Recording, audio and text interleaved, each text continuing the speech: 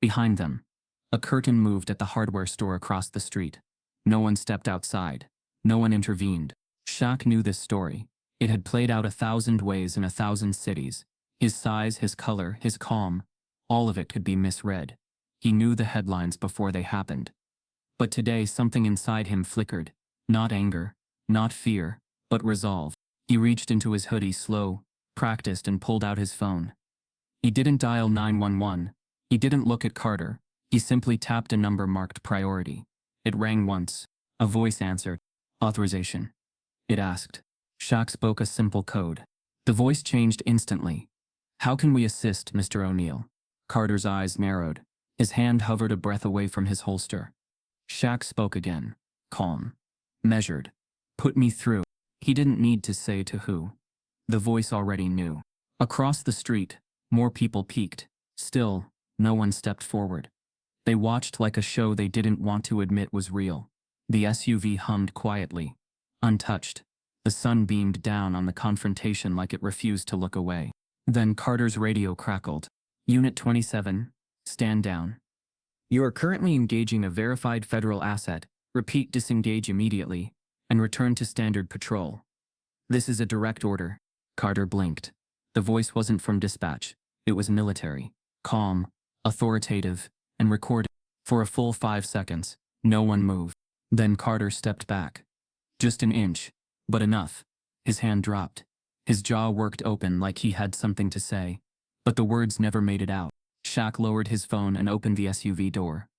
Before he climbed in, he paused and looked directly at Carter. Not with malice, not with pity, just the weight of truth. As he drove off, the cruiser stayed frozen. Carter stood in place, eyes hollow with the realization that the man he tried to intimidate had just called the Pentagon and had been answered. The street returned to silence, but the air had changed. Elmswood would never be able to pretend again. Not after that morning. Because the man who walked different wasn't just different. A racist police officer held Big Shaq at gunpoint. Then Big Shaq called the Pentagon, and the badge backed down. What he thought was just another stop turned into a moment that froze the badge. No panic, no yelling, just a calm that carried clearance stronger than any weapon. Power didn't scream. It answered the phone, and that day, Elmswood learned, you don't corner Big Shaq without consequences. Before we deep dive into this interesting story, subscribe to our channel, and tell us where are you watching from. Share in the comments below. The morning sun cast a mellow light over the small town of Elmswood, Georgia, a place painted with porch swings, white fences, and silent histories. The streets were waking slow, storefronts yawning open, coffee brewing behind glass counters, and sidewalks still cool with night's breath. At first glance it looked like a postcard, simple, still, familiar. But beneath the charm lay something heavier, something that didn't need words to be understood. It was in the way curtains twitched, instead of doors opening. It was in the way people nodded, but rarely waved. Elmswood carried its racism like perfume, not overwhelming, but always lingering. Shaquille O'Neal was used to that kind of air.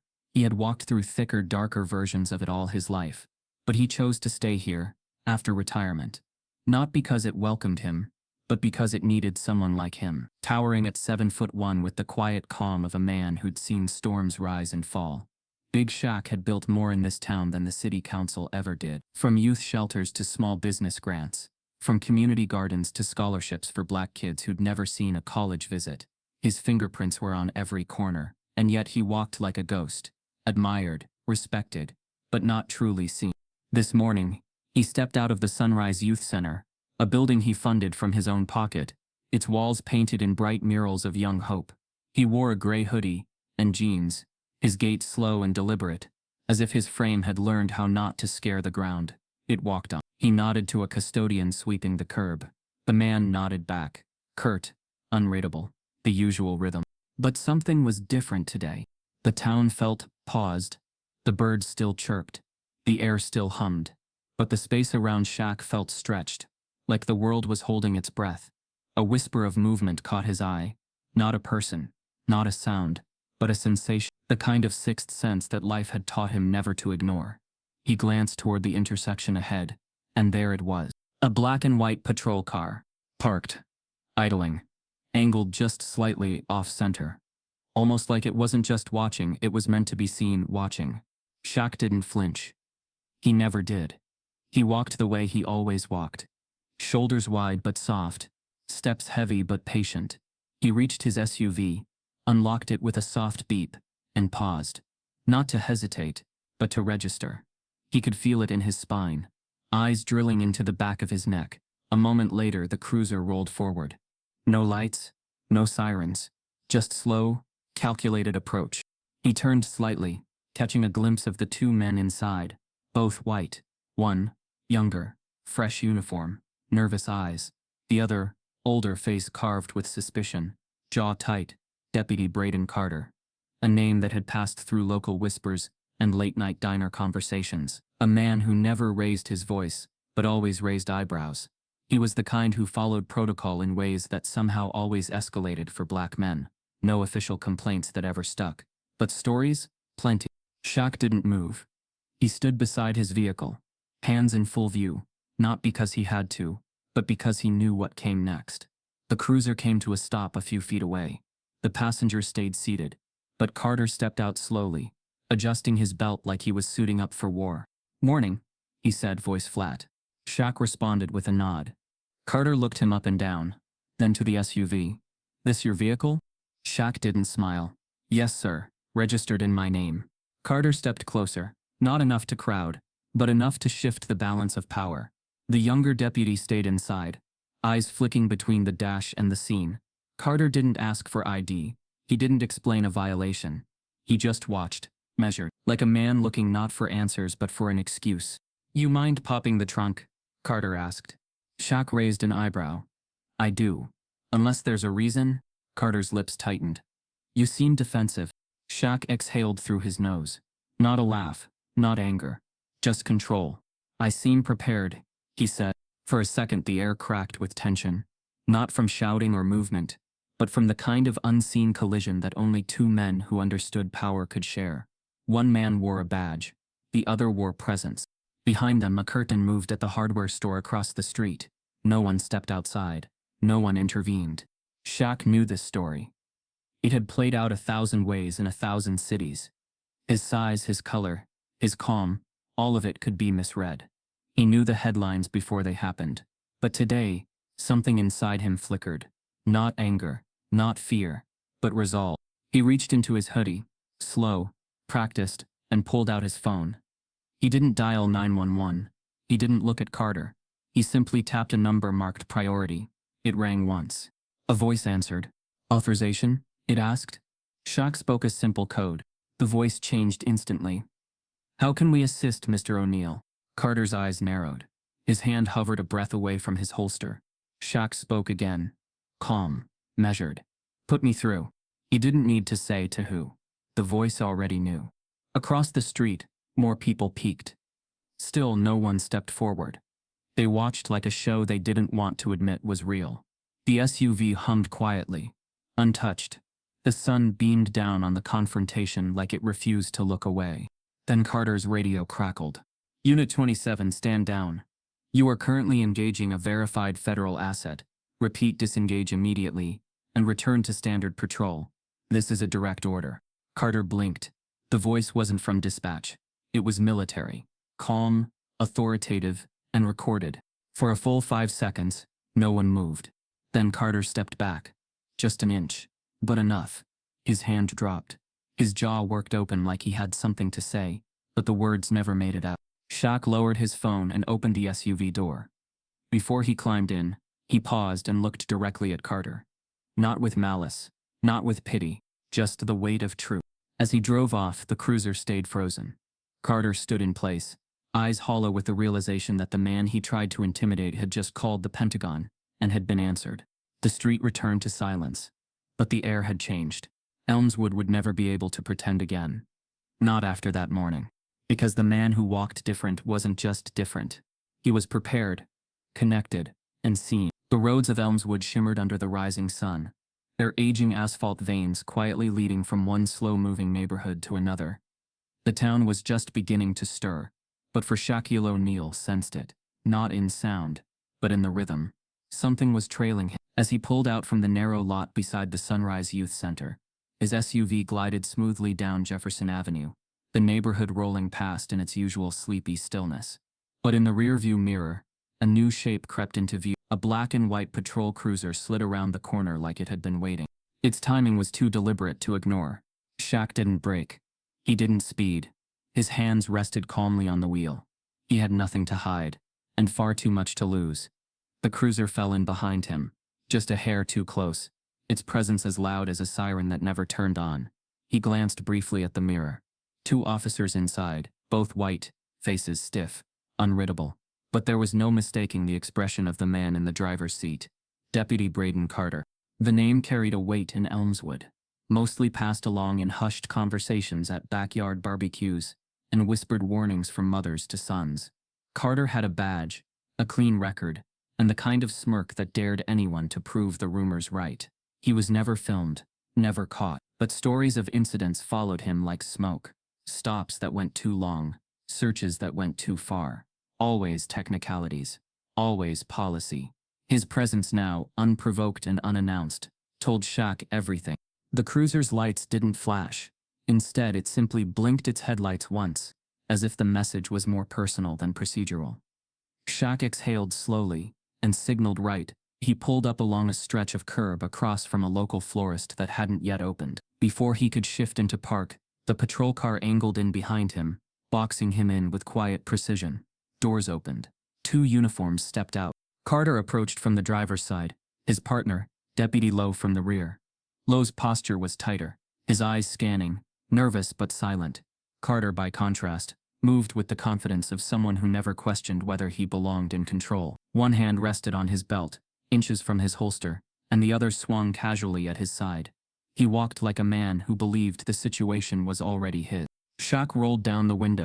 "License and registration," Carter said without greeting, peering inside with that same tight smirk that never quite reached his eyes. Shaq handed them over wordlessly. Carter didn't open the wallet. He held the ID between 2 fingers and tilted his head, eyes never leaving Shaq's face. "Shaquille O'Neal," he said slowly, dragging out the syllables, like he didn't already know. "You're a long way from the Staples Center, aren't you?" Shaq didn't answer. He kept his hands visible on the steering wheel, his expression neutral.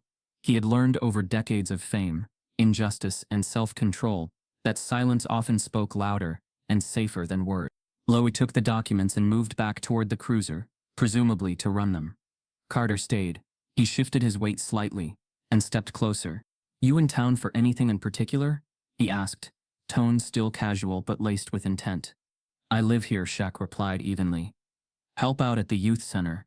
Carter nodded slowly, dragging his gaze across the dashboard, then back to Shaq's face. "Must be nice," he said.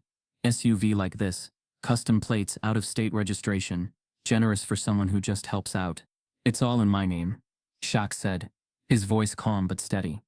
"Still," Carter said, voice cooling, "you mind stepping out for a second?" Shaq's brow lifted slightly. "Is there a reason for that, officer?" "Just need to check something," Carter replied, shrugging, his hand still near the gun. "You're not under arrest. Just a precaution." Shaq knew the code in those words. He had heard them before, in different cities, different contexts, always the same script. He looked at Carter, not with defiance, but with the kind of stillness that comes from being too familiar with injustice to be rattled by it. "Mind if I ask what you're checking for?" "Vehicle fit a description," Carter said, too fast, too rehearsed. "We've had reports of suspicious activity. Tall male, dark SUV. Doesn't mean anything. Just protocol." Shaq glanced at the side mirror. Lowe was still in the cruiser, but his posture was stiff now, glancing between his screen and Carter. The air grew heavier. Shaq nodded slowly and unbuckled his seatbelt.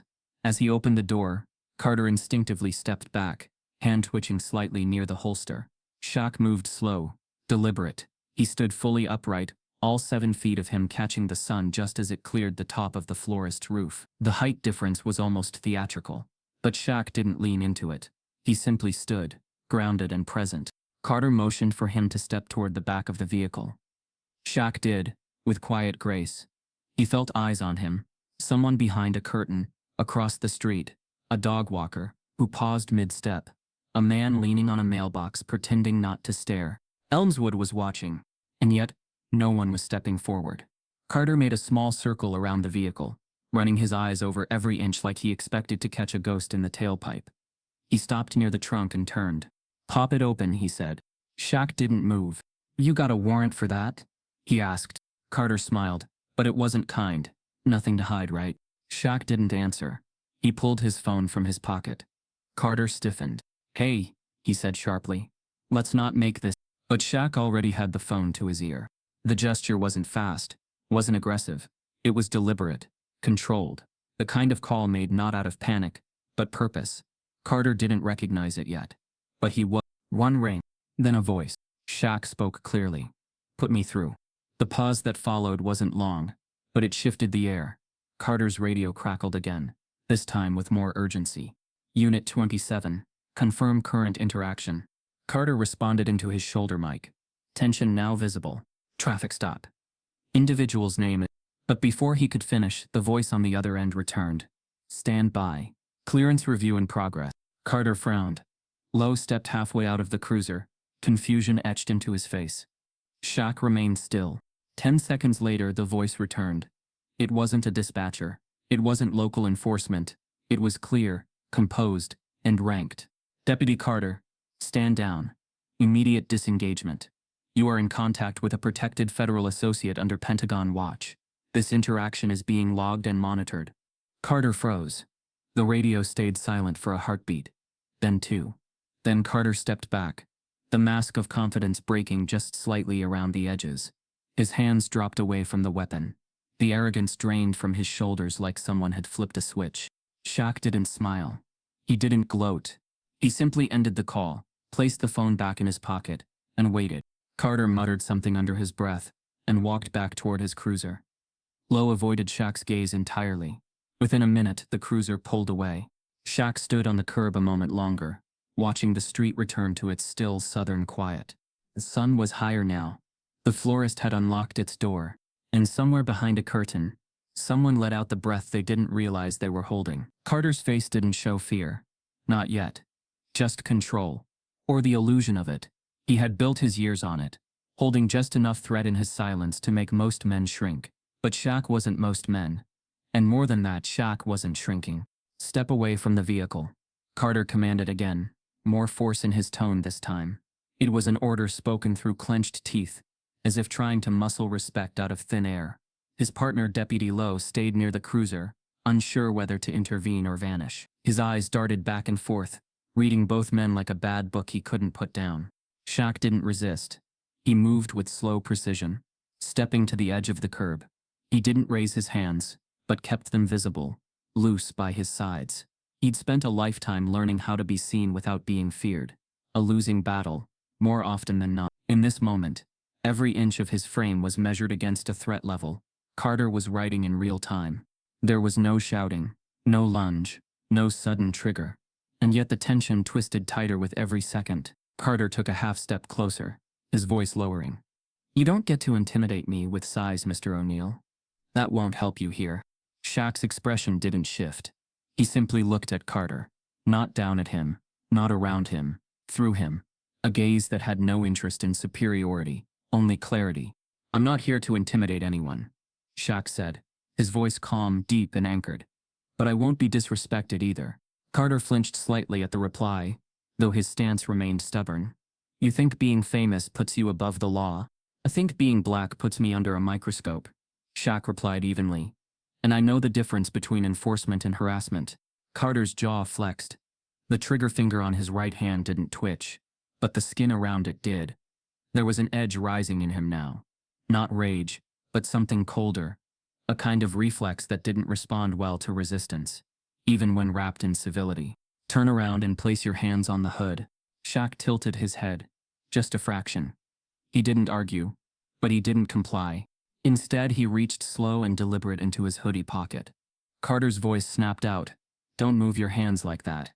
"I'm making a call," Shaq said, unshaken. "You make a move for anything, and this goes a different way," Carter warned, hand gripping his holster now, knuckles whitening. Shaq's voice dropped, level and unwavering. "Then make sure your next move isn't one you can't take back." There was no threat in his tone, but there was history. Generations of it. Shaq raised the phone and pressed one button. It was already programmed. The line rang once. A voice picked up. Not a recording. A person. Confirm identity. Shaq replied with a string of numbers. A code that didn't belong in any civilian phone book. The line paused, then shifted. Verified. How can we assist, Mr. O'Neill? Shaq didn't take his eyes off Carter. Put me through. The voice understood. It didn't ask to whom. The call clicked and transferred. Carter, now clearly rattled, barked at him again. Who are you calling? Shaq didn't answer. Then, as if on cue, Carter's radio, the one clipped to his chest, crackled sharply. Static cleared. Unit 27, respond with immediate update on current civilian interaction. Carter raised the mic. In progress. Routine traffic stop. Civilian refusing to comply. The radio snapped back, this time with a tone that didn't match local dispatch. The voice wasn't familiar. It was crisp, measured, federal. Be advised, Unit 207. You are currently engaging a federally protected civilian under Department of Defense authorization. Immediate disengagement ordered. This interaction is being monitored and recorded at the federal level.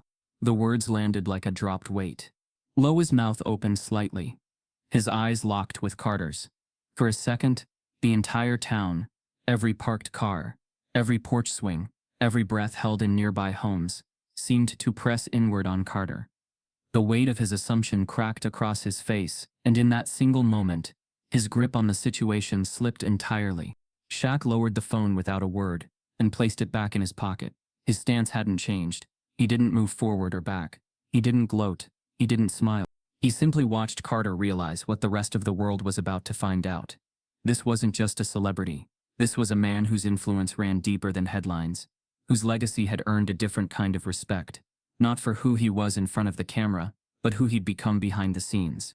Carter stammered slightly into the mic. Repeat, federal? The voice responded once more. Federal clearance confirmed. Command level Pentagon access. Further engagement will result in escalation of oversight. That was the end of it. No more words came. No sirens. No additional officers. Just the silence that follows an ego being dismantled in real time. Carter stepped back. Not because he wanted to. Because he had to. His hand dropped from the holster like it had burned him. He glanced at Lowe, who had the good sense to step farther away from the cruiser. Shaq said nothing. He walked back toward his SUV, opened the driver's side door, and climbed in with the calm grace of a man who refused to let pride rob him of peace. As the engine hummed to life, the patrol cruiser didn't move. Carter stared straight ahead now, face flushed, hands clenched. Lowe leaned on the passenger door, eyes wide and distant. Neither man spoke. They didn't follow. They didn't file a report. Shaq pulled into traffic, slow and steady. Across the street, a man watering his lawn paused to watch the SUV disappear around the bend. He said nothing, but he'd remember what he saw, because Elmswood had just witnessed something rare. Not a confrontation, not a takedown, but a revelation. The kind that rewrites the rules without lifting a fist. The kind that humbles men who never thought they could be humbled. And the kind that reminded everyone watching that not all power wears a uniform. Shaq didn't drive home. Not yet. He had one more stop to make. One that didn't involve law or fear, or confrontation. Just a message. He parked outside the town's local newspaper office. Walked in. Asked for the editor. When he came out 10 minutes later, a small manila envelope was in the editor's hands. Inside, a copy of the Pentagon call log. Time-stamped it.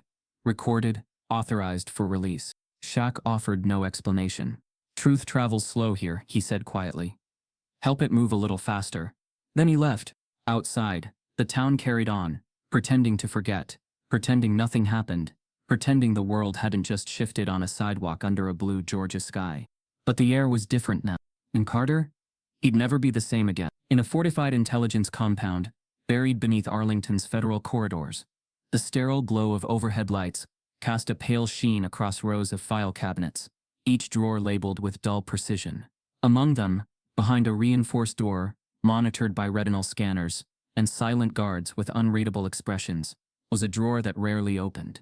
Its contents weren't forgotten, only reserved for moments when history threatened to echo too loudly. Inside that drawer, tucked between layers of layered clearance and ink-stamped warnings, was a red file. Its title had no name, only a sequence, S-12 AK-47, Noble Ghost. Few people knew what the sequence meant.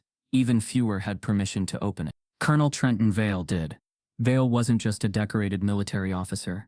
He was a man shaped by decades of watching governments make messy decisions under neat headlines.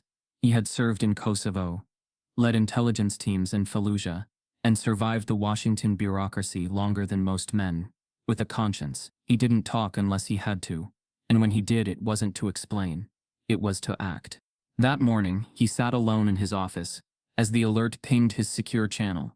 A civilian name, triggering a Level 3 clearance pull from the Pentagon. It was a name he hadn't heard in over a decade, but one he remembered like thunder. Shaquille R. O'Neal. Vale's brows furrowed. Not in confusion. In recognition. The name hadn't appeared in any military context since Operation Noble Ghost, a humanitarian extraction mission buried so deeply in secrecy that its success was never even whispered publicly. The public knew Shaq as the entertainer, the MVP, the global figure. But within a tight ring of U.S. intelligence, he had another status: unofficial asset, classified handler, and in one instance the sole reason a high-value diplomat's family survived an active war zone. Back then, before fame settled fully into his skin, Shaq had been approached, not for his celebrity, but his logistics access, connections, mobility, and the ability to move without question through volatile zones under the banner of goodwill. What began as a casual diplomatic effort turned into an emergency extraction after a mission in Syria spiraled out of control. A family of 4 tied to an ambassador found themselves trapped between rebel lines in Aleppo. No military presence could reach them without inciting an international incident. No drone could move without violating foreign airspace. What was needed wasn't more weapons. It was something entirely different. Shaq had answered the call. Not with bravado. Not for headlines. But because the call had come from a man whose daughter he had once met at a charity event, and promised to always have her back if it ever counted. He meant it. The details of the mission remained under heavy seal, but those who had clearance remembered it for what it was: a miracle pulled off under impossible odds, aided by a man who never once asked for recognition or return. Shaq had flown into Beirut under cover of humanitarian work, crossed into the outskirts of Syria with embedded operatives, and helped smuggle the family out, using non-military channels. He had stood between a checkpoint and death more than once, using nothing but presence and calm. The family made it home. The world never heard about it, but the military never forgot. Now, all these years later, that same name triggered an alert in a small Georgia town over a routine traffic stop. Veal leaned forward in his chair, tapping a code into a biometric reader. The cabinet beside him unlocked with a mechanical hiss. He reached in and pulled out the red folder. It was heavier than its size suggested, not physically but with consequence. Inside were photos, encrypted reports, satellite maps, and a letter signed by a former Secretary of Defense, confirming Shaquille O'Neal's involvement and granting him discretionary Pentagon protection in select civilian incidents. Vale didn't waste time. He picked up the secure line and issued the order to local enforcement: disengage immediately. The call was recorded. The message was direct. There would be no delays, no questions. Meanwhile, he sent a classified memo to the Department of Civilian Oversight, flagging the deputy in question, Braden Carter, for background review. Vale didn't need to know the full story to understand the type. He had seen that face before, not in foreign lands, but at home. The arrogance of entitlement, the security of a badge used like a mask. What Carter had seen on that street wasn't a Pentagon-level asset. He saw a black man in a hoodie driving a nice vehicle. He saw threat instead of legacy. Vale hated that. Not for political reasons, not for show, but because men like Carter could undo in 10 seconds what peacekeepers like Shaq had built in decades. The file closed with a soft thud, but the ripples had already begun. Back in Elmswood, the local media had gotten wind of the standoff, not from public channels but through subtle leaks. A reporter from the state capitol reached out to Shaq's attorney. Questions were being asked. Why was a man like him stopped in broad daylight? Why had a Pentagon voice come over a rural cop's radio? And more urgently, what else did the town not know? Carter, rattled and unsure, tried to file his report cleanly. But inconsistencies were already emerging. Lowe's body cam footage caught the tension. The unnecessary escalation. The moment Shaq reached for his phone, and Carter nearly drew his weapon, despite no visible threat. But more than the footage, There was the expression on Carter's face when that voice came through. A look not of duty, but of loss. Loss of control. Loss of assumption. And somewhere in the background, Vale monitored every detail. Not to protect Shaq. The man didn't need protection. But to ensure no one buried the truth behind bureaucratic jargon or sanitized reports. Vale had seen enough in his career to know that justice didn't always wear uniforms. Sometimes it walked tall, spoke little, and carried a presence that rewrote narratives. Shaq had done that in Syria, and now, without lifting a hand, he had done it again in Georgia. The red file was returned to its drawer, but its presence lingered in the air. Vale stood by the window of his office, watching the city hum outside, wondering how many more red files might never be opened, because the men in them didn't survive long enough to be remembered. He thought of Shaq's silence, not the absence of voice, but the strength of it. A man who didn't posture, who didn't perform, who didn't need a spotlight to move mountains. That kind of power unsettled people like Carter. That kind of power wasn't taught in training manuals. And that kind of power, when it called the Pentagon, didn't do it for show. It did it because it had earned the right to. Elmswood always claimed to be a town that looked after its own. A place where people waved from porches, where kids rode their bikes without fear, where Sunday sermons spilled into Monday kindness. But those ideals lived in brochures and local newsletters, not always in practice. And on the morning Shaquille O'Neal stood calmly at gunpoint, not one of those porch lights flickered with courage, not one foot stepped forward. The scene had unfolded beneath a perfect spring sky. The air was crisp, tinged with honeysuckle, the kind of day where the world seemed harmless. Yet on the corner of Jefferson and Maple, everything was fragile. The SUV idled. The patrol cruiser stood like a threat wrapped in authority. Carter's hand had hovered close to his holster. Shaq had remained still, and from storefronts and second-story windows, people watched. In the corner diner, Maggie Taylor, a mother of two and manager of the only 24-hour eatery in town, had seen it all through the front window. She had been pouring coffee when she noticed Carter's stance. Her hand trembled, and instead of calling out to her cook or stepping outside, she drew the blinds. Slowly, deliberately, her daughter sat at a corner booth with crayons, asking what was happening. Maggie lied. Nothing, baby. Just the sun's too bright. Across the street, on the brick steps of St. Willard Chapel, Reverend Derek Holt had paused while unlocking the sanctuary. He stood, keys in hand, watching as Shaq complied without fear, his size undeniable, even in stillness. Holt had known Shaq for years. They'd spoken at food drives, fundraisers, and grief vigils. Shaq had once paid for the church's roof replacement without asking for a thank you. Yet now, with trouble pressing in from a badge and a drawn line of suspicion, the preacher simply turned and walked inside. He locked the door behind him. Inside Tucker's Hardware, the owner, a wiry old man named Bill Tucker, stood by the counter, chewing the edge of a toothpick, eyes fixed on the scene across the street. He didn't blink, but he didn't move either. His grandson, maybe 12, asked, "Is that the big guy from TV?" Bill nodded but didn't answer. When the boy said, "Shouldn't we help?" Bill only shook his head. "Ain't our business." That was the line repeated in different homes, from different mouths, in different tones. Not our business. Not our place. Not our problem. The town didn't scream, didn't throw slurs, didn't spit at his feet. It simply stood still, quiet in the face of injustice, and that silence roared louder than any siren. Shaq felt it. He felt the absence as if it had mass. The way people he'd helped, men whose medical bills he'd quietly paid, kids whose tuition he'd covered, businesses he'd rescued from foreclosure, stood frozen behind their walls, afraid to even be seen watching. Their silence didn't surprise him, but it reminded him of moments in his youth, when teachers looked away as he was targeted for being different. Too big, too dark, too confident. It echoed the feeling he'd had in locker rooms, where jokes passed through clenched teeth and were never challenged. It brought back a conversation he'd once had with his mother, Lucille, who told him, "The world will cheer your smile, but they'll still fear your skin. Don't ever forget that." He hadn't, and that morning proved why. The silence of Elmswood wasn't cowardice in the traditional sense. It was conditioned passivity, the kind that comes from living too long in the middle.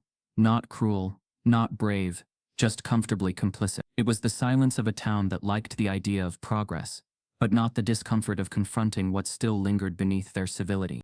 Shaq didn't expect gratitude. He never did what he did for recognition. But in that moment, He understood the cost of being quiet in a place that only applauded when it was safe.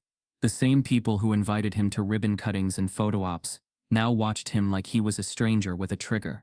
When the call from the Pentagon came through Carter's radio and the officer's posture broke under the weight of authority he didn't understand, some of the blinds reopened. Tentative glances returned. But no one came out. Even after the cruisers left. Even after Shaq had driven off with his dignity intact, and a silence more powerful than anger, the town remained still. Hours later, whispers traveled through the barber shop, across gas station counters, and inside waiting rooms. Not about Carter, about Shaq, about who he really was. The government involvement, the authority in his voice, the calm in his stance. Did you see him? He didn't even flinch. He called somebody. Military, they say. That man's got more pull than the mayor. The awe was there, but the shame? It remained buried. No one asked the harder question aloud. Why didn't anyone step forward? Why didn't the community that had benefited from Shaq's generosity feel the urgency to defend his humanity? Reverend Holt wrote about it in his journal that night. He didn't preach it. He didn't say it from the pulpit. But in a quiet paragraph scrawled in careful script, he admitted his failure. Faith without action is dead. I saw injustice, and I turned my back. Lord, forgive me. But forgiveness wouldn't come from the sky. It would have to come from accountability. Maggie Taylor cried after putting her children to bed. She looked at the crayons still sitting on the booth, where her daughter had drawn a smiling sun. The drawing didn't match the world outside her window. She knew it, and the guilt wrapped around her like a chill that wouldn't leave. Bill Tucker didn't say anything at all, but the next morning, he left an envelope on the counter of the youth center, with a donation and no name. It wasn't enough, he knew that. But it was something. The town hadn't shouted its racism. It had whispered it through silence. And Shaq? He didn't return home right away. He took a long drive through the back roads, past places he'd once felt welcome in. He thought about how quickly public admiration could become private abandonment. He wasn't angry. He was resolved. He knew the difference between change and performance. And now, so did Elmswood. By sundown, the streets were back to normal. Kids played on sidewalks, church bells rang, and life continued, as it always does, in towns that prefer forgetting to reflecting. But something had shifted, not loudly, but permanently. Because once you've seen who looks away, you never unsee it. The morning was still. The hum of the refrigerator, the faint tick of the wall clock. But then her phone lit up, not with a call but with a news alert. Shaquille O'Neal, held at gunpoint by local officers in Georgia traffic stop. Her hand didn't tremble, her breath didn't catch, but her body, the woman who had carried him, raised him, defended him, went still in a different way. A stillness that comes not from shock but from memory. Lucille didn't cry immediately. She sat back slowly in her chair, the news headline burning behind her eyes. Her fingers touched the edge of the Bible, not to turn the page, but to anchor herself. This wasn't new, not for her, not for mothers like her. The faces changed, the names changed, but the ache was eternal. She tapped the alert and watched the footage on mute. Shaq standing calmly, officers tense, guns close, no threats, no escalation. But the danger was unmistakable. She didn't need sound to hear what wasn't being said. She saw it in their posture, in her son's restraint, in the way the people around him stood back instead of standing up. Her hand moved toward a drawer. Inside, wrapped in a ribbon and tucked beneath old church programs and family recipes, were letters, dozens, maybe more, all from her son, all handwritten, some on hotel stationery, others torn from notebooks. They weren't letters he expected her to keep, but she had, because they weren't just updates. They were fragments of his soul. He rarely showed the world. She pulled one out. The ink had faded in places, the corners worn from time and prayer. Mama, sometimes I think about how big I am, and how invisible that makes me. People don't see me. They see a version of fear they learned a long time ago. I smile harder because of it. I move slower. I speak softer. Not because I'm afraid, but because I know how fast things can go wrong when they forget I'm human. Lucille folded the letter closed and pressed it to her chest. The tears came then, not the kind that pour like storms, but the slow, steady kind, the ones that speak to history, to grief that isn't fresh, but endlessly present. She had raised him to be kind. She had raised him to be strong. but she never lied to him about what the world could do to men who looked like him. She had taught him early. The world will ask you to be twice as patient, twice as careful, and twice as silent, and it still might not be enough, but don't let it turn your heart hard. And somehow it never had. He had carried that teaching into everything, into basketball, into business, into brotherhood, and into being a black man in public spaces that didn't always want him there. He didn't wear rage, he wore grace. But that grace was hard-earned, and every time he stood tall and calm, it cost him something invisible. Lucille knew the weight of those costs. She'd seen them after games, after interviews, after private moments when he let the weariness show in his eyes for just a breath before swallowing it back down. He never said he was tired, but his letters told her what his mouth never did. They love me when I dance, Mama. When I joke, when I give, but I can tell some folks are just waiting for me to slip. Not just fail but fall. I feel it in their compliments, in their applause. It's not real, it's waiting. She wiped her face and looked out the window. The sky was bright, cloudless. Somewhere, someone was reading the same headline she had, but not everyone would see the same truth. Some would say it was a misunderstanding. Others would claim the officers didn't know who he was, but Lucille didn't need excuses.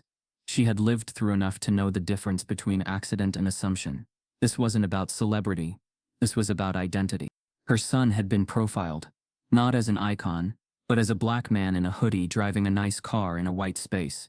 He had been judged on presence, not action, and it didn't matter how many people he'd helped, how many awards lined his walls, or how deep his phone book ran. To some he would always be reduced to the shape of his body and the color of his skin. The phone rang. It wasn't him. Not yet. It was Valerie, Lucille's neighbor and oldest friend. Valerie didn't waste time on pleasantries. "I just saw it," she said. "Are you all right?" Lucille nodded, though Valerie couldn't see her. "He's all right, but I know what this did to him." There was a pause. Valerie's voice softened. "He's too calm sometimes, Lucille." Lucille smiled sadly. "Because he's had to be." After the call, she returned to the letters. Another one, folded neatly, dated 3 years prior. "Mama, sometimes I wonder what it would feel like to just yell, to not be polite, to not explain myself. Just once. But then I remember it wouldn't be heard the same. It'd be reported as aggression. It'd be dangerous. So I stay quiet, and every time I do, a little more of me goes quiet inside." She placed that one gently atop the others. She thought of all the mothers who would never get another letter, who would trade the silence for one more word, one more hug, one more chance to say, "Come home." Lucille had her son, but even in his survival, she carried pain, because survival shouldn't have to be the victory. Dignity should be the default. When Shaq finally called that evening, his voice was steady, but Lucille knew better. "You good?" she asked. "Yeah," he said. A pause. "Just tired." She didn't press. She didn't need to. "Come visit," she said instead. "Bring that heavy calm of yours with you." He chuckled, low and warm. "I will." They spoke of little things then. Dinner. Church. Old friends. But beneath the light words was the same truth they both understood. Every time he walked out into the world, he walked with weight, and every time he returned, she thanked God quietly for one more safe day. That night Lucille took the letters, wrapped them again in ribbon, and placed them back in the drawer. Then she sat with her Bible and found a verse she'd underlined long ago. "Let justice roll down like waters, and righteousness like a mighty stream." She didn't need a miracle. Just a moment where the world would see her son the way she always had. Not just as big, not just as kind, but as human, as worthy. And if the world wouldn't echo that truth, she would keep repeating it, until it did. The mayor, a graying man named Clay Hensley, stood at the podium, sweat collecting at his temples despite the chilly air conditioning. His usual confidence was dimmed, replaced with the hesitant posture of a man realizing too late that silence is not always safety. He tapped the mic, cleared his throat, and began to speak, but his words barely moved past the surface.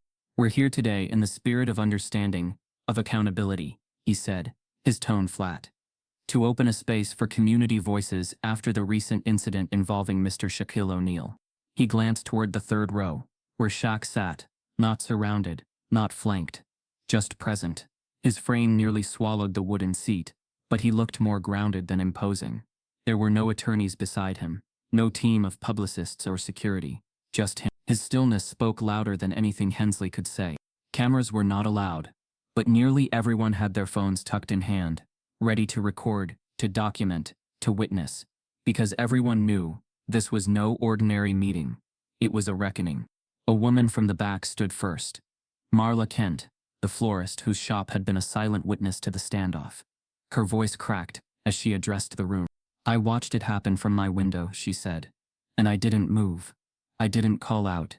I didn't think I needed to. And now I keep asking myself, what if it had gone differently?" Her admission landed like a ripple. Not explosive, but undeniable. She sat down quickly, eyes wet. Others followed. Some gave excuses veiled as reflection. "I didn't know it was him. I thought it was a misunderstanding. I didn't want to get in the way." But one voice cut through the room sharper than the rest. A young woman, maybe late 20s, white, visibly nervous, stood slowly near the side wall. Her hands trembled as she held a folded paper, but she didn't read from it. "My name is Heather Jameson," she began, her voice thin but honest. "I run the boutique on Main. I watched everything from behind my counter. I saw Mr. O'Neill standing there, not doing anything wrong. And I saw the officer's hand on the gun. I didn't move. I didn't speak, not because I hated him, but because I was afraid." The room shifted, eyes fixed on her. She swallowed hard and looked directly at Shaq. "I didn't see a threat, but I didn't help either, and I've been trying to figure out what that makes me." No one interrupted. Not a cough. Not a chair scrape. Just silence. The kind that waits. Shaq didn't move. His eyes met hers. Steady, quiet. No judgment. No smile. Just witness. Heather continued. "I think I was more afraid of making a scene than watching something wrong happen. And I know that says something about who I've become in this town. About who we've all become. We tell ourselves we're good people, because we don't yell slurs or paint hateful signs. But when it mattered, when someone good stood vulnerable in front of violence, we froze." She sat down slowly. The silence stayed, but the tension had changed. It wasn't defensive anymore. It was searching.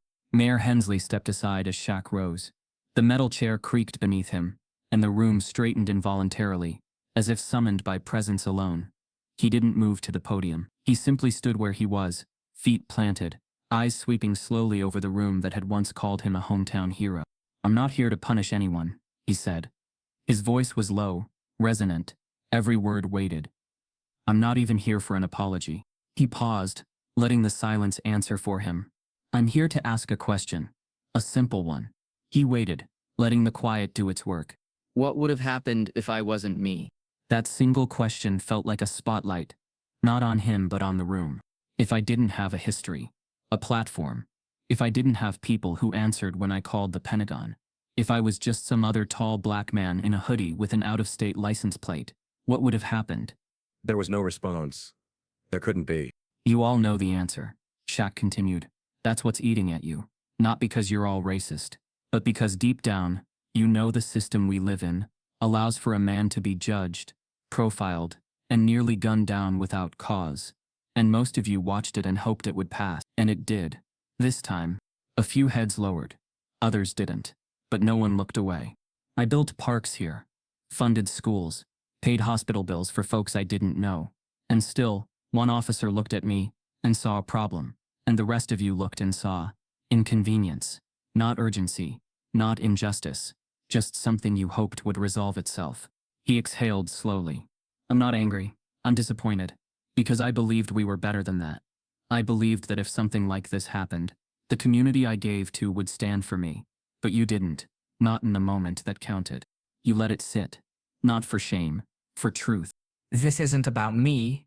"It's not about Carter. It's about what we do next. What happens when the next black kid, with no platform, no money, and no protection gets stopped? Will you speak up then? Or will you look away again, hoping someone else does the right thing?" The room was heavy now, full of breath no one dared release. "I won't be here forever. But the lesson needs to be, because what happened to me wasn't rare. It was just recorded." He sat, slowly, and the room didn't clap. Not because they didn't feel it, but because applause felt wrong, like trying to put a bow on something still bleeding. Mayor Hensley stepped back to the mic. There will be changes, he said. Training, review, policy updates. But the words felt thin, like paper walls in a windstorm. The real change had already happened, not in legislation, but in acknowledgement. Because that afternoon Elmswood had seen its reflection and couldn't look away. Outside, as the meeting dispersed, Heather Jameson stood quietly near the door. Shaq passed by her, gave a small nod. She returned it. She didn't ask for forgiveness. He didn't offer a sermon. But in that silent exchange, something unspoken shifted. Not absolution, but accountability.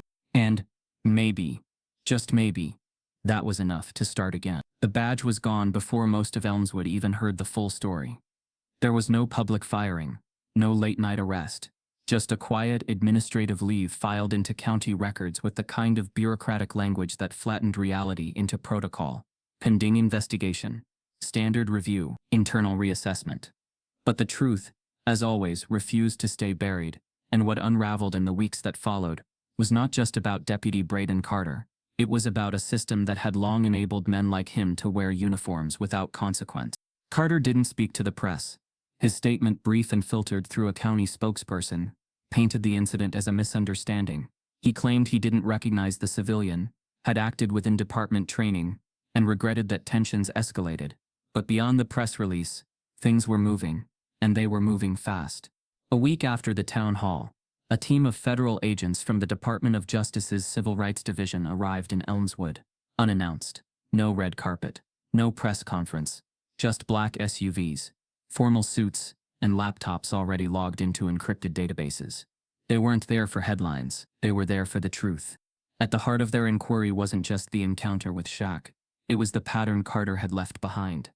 Years of reports, informal complaints, and sealed internal memos that never saw daylight. What surfaced in their investigation was damning. 3 prior use of force incidents, all involving Black or Latino men, all resolved quietly with corrective counseling or administrative reassignments. None made it past the county's threshold for escalation. None reached the public.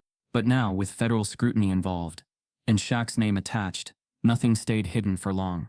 In a secure envelope hand-delivered to the federal agents, Shaq had included more than just a summary of the incident. He handed over a USB drive, one that the Pentagon had provided him following the event. Inside were high-quality audio recordings of the entire confrontation, pulled directly from satellite-linked systems embedded in his security-tier communications device. The audio was crisp, chronological, and irrefutable. Every word, every order, every threatening pause. Carter's voice was unmistakable. So was the shift in his tone when the federal voice interrupted through his radio. The condescension, the aggression, the silence when his power slipped. The agents didn't need to ask Shaq for more. He had already given them everything they needed. Not for vengeance, but for accountability. Shaq had no interest in public shaming. He didn't call for Carter's badge. He didn't post online. He didn't grant interviews. What he wanted was far simpler and far more powerful. He wanted a system to look itself in the mirror and respond with action, not spin. Elmswood sheriff, caught in the crosshairs, tried to minimize the blowback. He gave a local interview calling Carter a dedicated officer with a strong record, but his words felt hollow.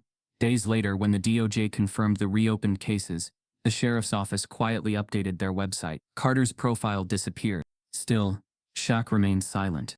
It was Colonel Trenton Vale, back in D.C., who called the DOJ's lead investigator and confirmed what the red file had already made clear. Shaquille O'Neal wasn't just a respected public figure. He was a man who had risked his life in the name of others, including in service of covert U.S. diplomatic efforts. And yet the officer who held him at gunpoint had been allowed to repeat misconduct multiple times without consequence. This isn't about celebrity, Vale had told the investigator. It's about exposure. The only reason this surfaced is because the man they stopped had the access to prove it. Imagine the ones who didn't. The words echoed in the investigation's final report. A damning section highlighted the systemic failures that protected Carter for so long. Poor oversight, lenient reviews, and a culture of silent protection. The conclusion was clear: accountability delayed is justice denied. But the most significant blow came not from Washington, it came from within Georgia itself. The state's attorney general, pushed by mounting pressure, called for an independent review board to reopen all sealed disciplinary cases within Elmswood's county departments. Over the past 10 years, a wave began. Small at first, but growing. Other towns nearby took notice. Other names surfaced. And through it all, Shaq remained where he had always been. Present, grounded, and watching. He didn't gloat when Carter's resignation became inevitable. He didn't respond when journalists called to offer primetime specials. He stayed focused on the youth center, which had seen an unexpected spike in visitors and volunteers since the incident. Parents brought their kids to shake his hand. Teens stayed longer after school, asking deeper questions, not just about race or justice, but about what it meant to be calm when everything inside you wanted to scream. The youth began to see something they hadn't understood before. That power doesn't always raise its voice. Sometimes, it hands over a USB drive and walks away. Sometimes it chooses restraint over rage. Not because it's weak, but because it knows its strength is already clear. Shaq received a private letter from the DOJ weeks later, thanking him for his cooperation and confirming the closure of the investigation. He tucked it away without ceremony. He didn't need thanks. He needed change. One afternoon, while reviewing grant requests for the youth center, Shaq was approached by a local teacher, Mrs. Valencia Carr, who had attended the town hall. "You ever think about running for office?" she asked with a smile. Shaq chuckled. "Power don't need a title." She smiled wider. "Still, the way you handled this, that was leadership." Shaq looked at the basketball court outside the window, where 3 kids were practicing bounce passes. He watched them a moment before answering. "Justice wears no badge," he said, "and leadership doesn't always stand behind podiums. Sometimes it just stands still when others won't." In the end, Carter wasn't arrested. There was no perp walk, no mugshot, but his career was over. His legacy fractured, and perhaps more importantly, the wall that had once shielded him had been cracked open for others to see inside. The message was clear. This time the system watched itself, and it did so not because it was pushed by outrage, but because it was guided by a man who didn't shout, a man who simply refused to be diminished. Shaquille O'Neal walked the same sidewalk where weeks earlier, an officer's suspicion had tried to shrink him, but nothing about him had dimmed. He walked without urgency, without spectacle. His shoulders carried the same quiet dignity, his pace unchanged, yet the street around him had transformed. Children darted ahead of him, laughing, their sneakers tapping rhythm across the pavement. A girl no older than 9 waved as she passed, calling out, "Hey, Mr. Shaq." He raised a hand, smiling. The wave wasn't for a celebrity. It was for someone they recognized as part of the town's soil. Real, present, known. Storefronts that once stayed neutral now showed something more than politeness. Maggie Taylor's diner had a poster taped to the inside of its glass. "We stand with justice." Her eyes met Shaq's through the window as he passed. She nodded, not in apology, but in acknowledgement. It wasn't perfect, but it was a start. Even the hardware store, once known for its silence, had placed a small placard in its window that read, "Do the right thing, even when it's quiet." There was no signature, just the message. Shaq didn't stop at any of these places. He didn't need to. The walk was enough. His steps, slow and even, reminded the town that presence wasn't performance. It was persistence. A kind of living reminder that justice isn't always loud. Sometimes it walks with you every day, and asks who's brave enough to walk beside it. He turned the corner toward the community center, now freshly painted with a new mural. It depicted children of all races playing together beneath an oak tree, their faces lifted toward the sky. It hadn't been his idea. The mural had been suggested by a group of teenagers during an open forum held 2 weeks after the town hall. One of them, a 15-year-old named DeMarcus Hill, had stood and said, "We need to put something up that shows what we believe now, not just what we used to ignore." That meeting hadn't been televised. No headlines covered it. But Shaq had been there, sitting in the back row, nodding with quiet pride, as young people voiced the truths their elders had struggled to say aloud. They didn't flinch. They didn't apologize for being honest. They simply chose to build forward. Inside the center, the day was already underway.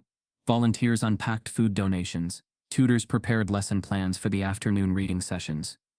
Shaq stepped in, his frame filling the doorway, and was immediately met with a chorus of greetings. Not fanfare, just family. "Morning, big man," said Mrs. Carr, the school teacher who now helped run the literacy program. "Still early enough for you to grab a paintbrush," joked Eric Coleman, a retired firefighter who volunteered on weekends. Shaq chuckled. setting down his bag by the front desk. I thought I paid enough in paint already. They laughed. The easy kind of laughter that happens when trust has replaced tension. He didn't need to earn the room. He had built it. And not with money alone, but with consistency, with time, with showing up even when the spotlight had long moved on. Upstairs, the youth media team was finishing a short documentary they'd made on what happened that day outside the shelter. They had titled it, The Weight of Quiet. It was raw. It showed the silence, the fear, the awakening. It didn't point fingers. It pointed mirrors. They had decided to debut it, not at a festival, but at a school assembly, their way of making sure the next generation wasn't raised in whispers. Later that afternoon, Shaq stepped out into the courtyard behind the center. The garden was blooming, a patch of green and gold that he'd helped plant with some of the kids last season. It smelled of basil, sun-warmed soil, and possibility. He sat on a bench beneath a sycamore tree, the breeze brushing softly through its branches. A boy no older than 10 approached. He wore a backpack too big for his frame and held a crumpled notebook in one hand. "Can I ask you something?" he said, eyes wide. Shaq nodded. "Of course. Were you scared?" The question landed with a gravity far beyond the boy's years. Shaq took a moment before answering. He looked at the boy, then at the tree overhead, then back again. "Yes," he said, "but not of the gun." The boy's brow furrowed. "Then what?" "Of being misunderstood," Shaq replied. "Of doing everything right, and still being seen as wrong. Of people looking at me and not seeing a man, just a story they made up." The boy nodded slowly. "My mom said you were brave." "I was calm," Shaq said. "Brave is staying kind, even after." The boy smiled, then handed him the notebook. "I wrote a poem. Can I read it to you?" Shaq leaned back and listened. The boy's voice was small but steady. The words were simple but pure. It was about trees growing, even after storms. About standing when the wind pushed hard. About being big, not in body, but in belief. When he finished, Shaq clapped once, slow and firm. "That's powerful," he said. The boy beamed. As evening approached, Shaq made his way back through the town. The sidewalks, the crosswalks, the porch steps, all the same as before, but they weren't. Not entirely, because something had shifted. Not everywhere, not in everyone, but enough. Heather Jameson passed him on the sidewalk, grocery bag in hand. She didn't avoid eye contact. She stopped. "Mr. O'Neill," she said, "I never got the chance to thank you." Shaq raised an eyebrow. "For what?" "For not turning away from us," she said. He nodded once. "Just keep turning toward the truth." That was all. And so he kept walking. Not as a symbol, not as a savior, but as a man. One who had refused to be reduced, refused to retaliate, and refused to disappear. A narrator's voice would have no trouble finding the words, if it had to explain him.